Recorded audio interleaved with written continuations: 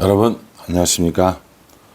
5월 7일 목요일 넘치는 우리 교회 매일 묵상 시작하도록 하겠습니다. 오늘 본문 말씀은 창세기 37장 1절부터 17절까지 말씀입니다. 어제 그저께 에서와 세일사한을 배경으로 했다면 이제 다시 시간과 어떤 그 관점이 바뀌어서 야곱과 가나안 땅에서의 일이 진행되어집니다. 이제 37장부터 이제 요셉의 이야기가 나오거든요. 그러니까 창세기 12장부터 아브라함과 이삭과 야곱과 요셉으로 이어지는 이 아브라함 가문의 이야기를 통해서 하나님께서 어떻게 이스라엘을 만들어 가시는지, 또 어떻게 그렇게 해서 예수님이 태어나시는지, 어떻게 하나님의 언약이 이루어지는지, 또 우리를 구원해 주신지를 보여주고 있는 거라는 거죠. 이 아브라함과 이삭과 야곱과 요셉 이 네 명의 인물들은 좀 이름을 외워두시면 창세기를 읽는데 훨씬 더 도움이 될 것 같습니다. 요셉의 이야기에 먼저 나오는 이야기가 뭐냐면 1절 말씀에 보면 야곱이 가나안 땅 곧 그의 아버지가 거류하던 땅에 거주하였으니 이렇게 얘기합니다. 야곱 이야기부터 시작되는 거예요. 왜냐하면 요셉의 아버지니까요. 야곱이 지금 어디에 거주하고 있어요? 가나안 땅에 거주하고 있죠. 에서는 어디에 거주하고 있습니까? 세일 땅에 거주하고 있습니다. 그 세일사는 가나안 땅이 아니에요. 사해 남쪽이거든요. 그리고 그러니까 약속의 자손이 아닌 거고, 가나안 땅에 거주하고 있는 이 야곱을 통해서 계속해서 믿음의 계대가, 믿음의 이런 그 족보가 이어지고 있다라고 보시면 될 것 같습니다. 이때 가나안 땅에 거주하고 있는 이때 이 야곱의 나이는 106세가 됩니다. 106세고요. 가나안 땅으로 돌아온 16년 차가 되는 거고요. 11년 차가 되는 거고요. 그리고 나중에 야곱은 168세에 사망을 하게 되어집니다. 그러니까 앞으로도 야곱은 한참 더 있어야 돼요. 야곱은 언제까지 나오느냐? 요셉을 만날 때까지 나옵니다. 그걸 한번 생각하시고 묵상하시면 좋을 것 같습니다. 2절에 보면 야곱의 족보는 이러하니라. 요셉이 17세에 소년으로서 그의 형들과 함께 양을 칠 때에 그의 아버지의 아내들 비라와 실바의 아들들과 더불어 함께 있었더니 그가 그들의 잘못을 아버지에게 말하더라 라고 이렇게 얘기합니다. 야곱의 아들이었던 요셉, 나중에 이제 이집트로 팔려가는 요셉인 거죠. 이 요셉이 누구와 함께 있었냐면 비라와 실바의 아들들이랑 함께 있었다는 겁니다. 이 야곱의 아들들 기억하시죠? 레아가 6명, 실바가 2명, 비라가 2명, 라헬이 2명 이렇게 낳았단 말이에요. 그런데 레아가 낳은 6명의 아들들과는 못 어울리는 겁니다. 그러니까 자연적으로 누구랑 어울려요? 비라와 실바의 아들들과 어울리면서 지냈다는 거죠. 근데 문제는 뭐냐면 이 비라와 실바의 아들들이 뭔가 잘못을 했어요. 그런데 그것을 덮어주고 모른 척한 것이 아니라 아버지에게 이야기를 합니다. 요셉 입장에서 보면 분명히 옳은 일을 한 걸 수도 있어요. 그런데 이 형제들에게는 미움받는 일이 되는 거죠. 오늘 여기서 쭉 살펴보면요.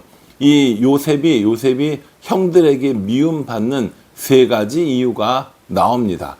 첫 번째 이유가 바로 그 형들의 잘못을 아버지에게 이야기한 거죠.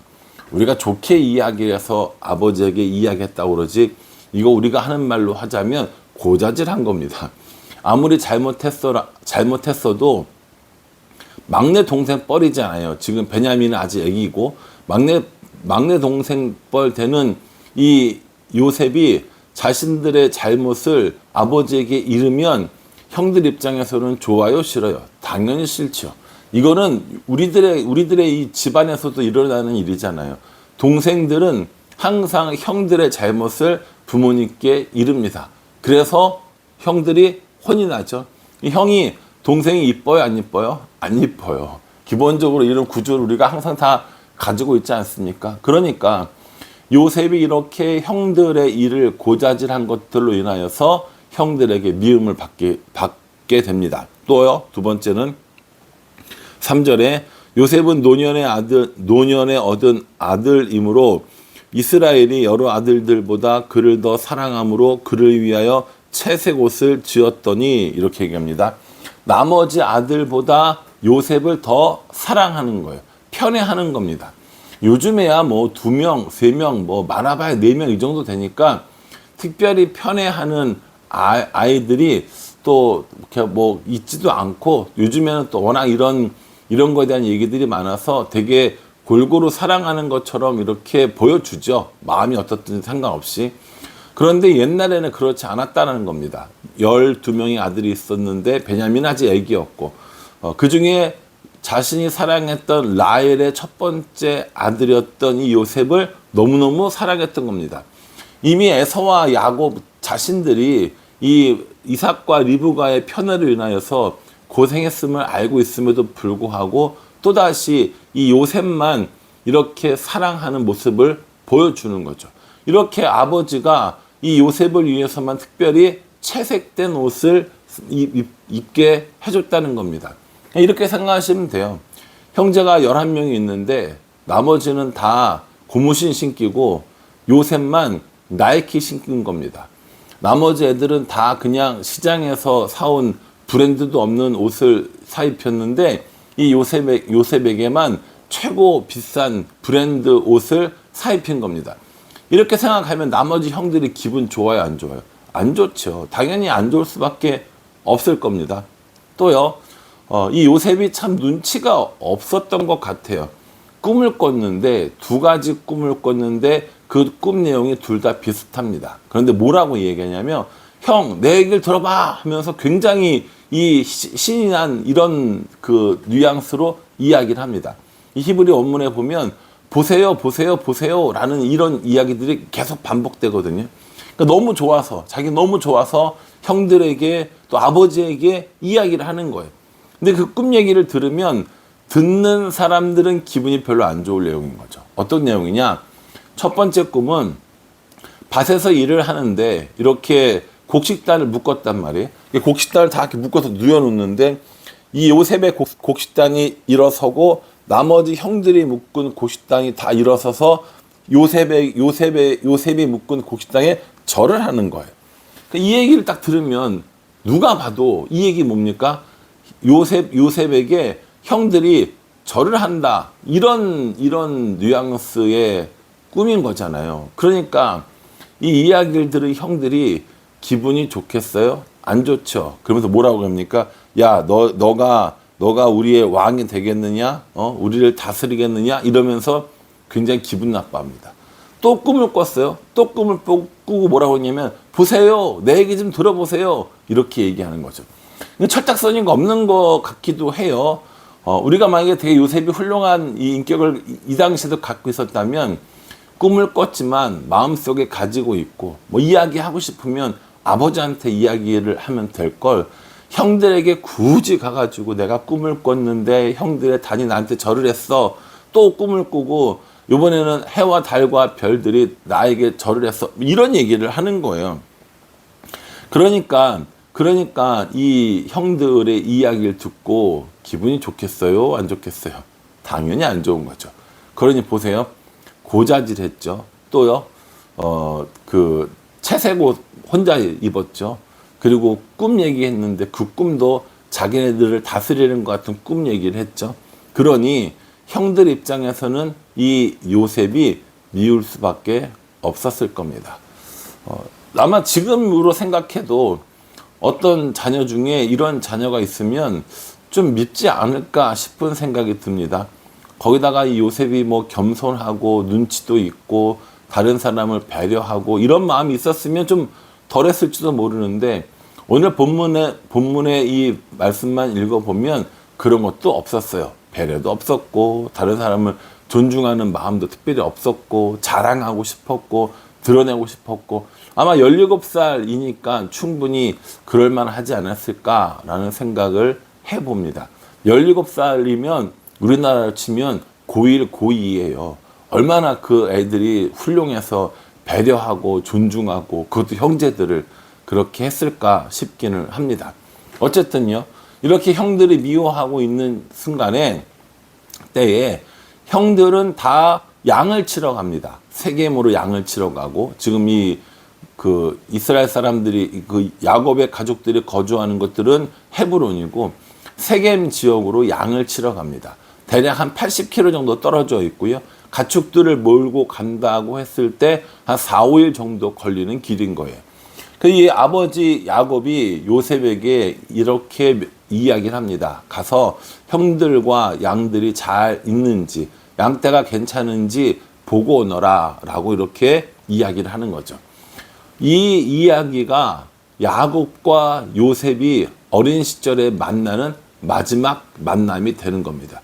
이때 만나고 이제 요셉을 나중에서야 보게 되는 거죠. 아마 요셉도 야곱도 지금 이 이야기가 마지막 대화인 줄 몰랐을 겁니다.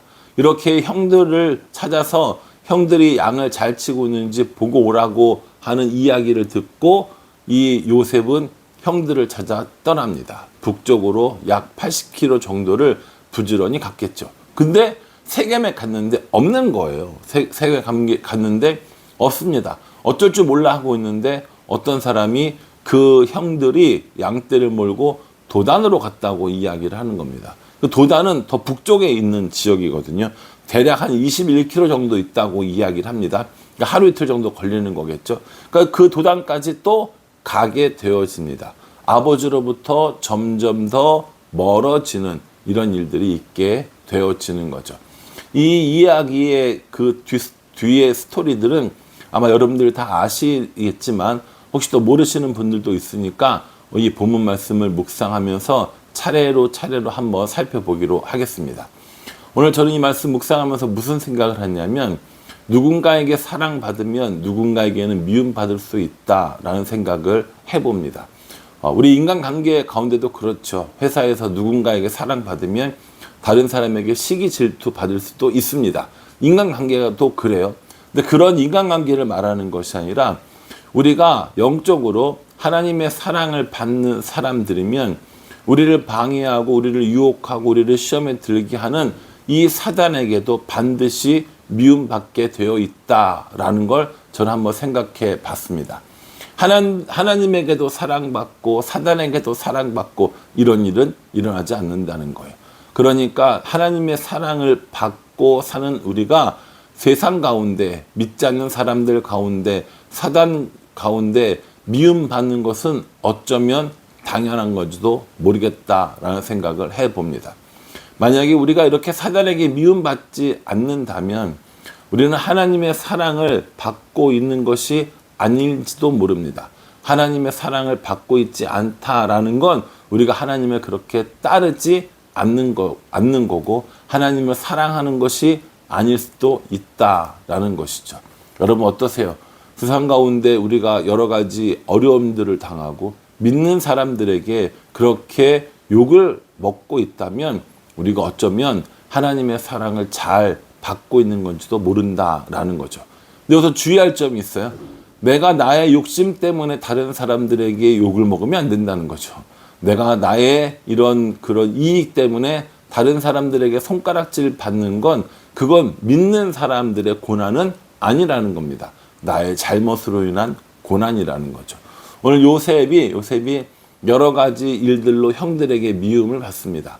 객관적으로 봤을 때 충분히 미움 받을 만한 사건이라고 저는 개인적으로 생각합니다.